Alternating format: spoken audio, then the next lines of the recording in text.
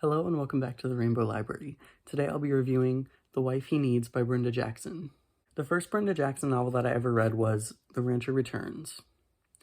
And although I enjoyed some aspects of it, I was mostly disappointed, especially in the male main character who was pretty sexy but generally just an asshole. That story also suffered from a lack of emotional connection, with the main characters seeming to mistake lust for love. Fortunately, The Wife He Needs is several times better than that book, and it isn't burdened by the same flaws.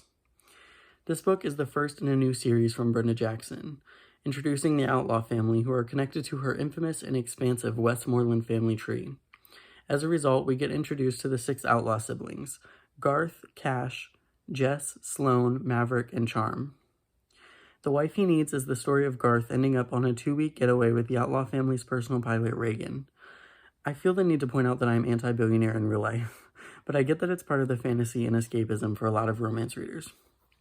Garth signs up for a private dating agency and originally intends to spend the 2 weeks with a woman he has never met before, but due to the agency's scheduling error, she doesn't ever arrive, and thus he spends the trip with Reagan instead. There's also the added layer that Garth has not dated for 10 years because his first love passed away in military service. This story does a good job of balancing emotional and sexual intimacy. The pacing of the story is good. It's not a slow burn, but it feels like it takes the right amount of time. The characters were definitely likable, if not totally memorable for me. Garth is kind of lacking in emotional intelligence, but you can tell he's trying, which is pretty endearing. I'm especially looking forward to Maverick's book in the series because he's described as something of a playboy, which is always fun to read about. So I have some buzzwords for this book. If you're interested in any of these concepts, then you might want to try this one out. Billionaire, CEO, friends to lovers, unrequited love, and boss/employee.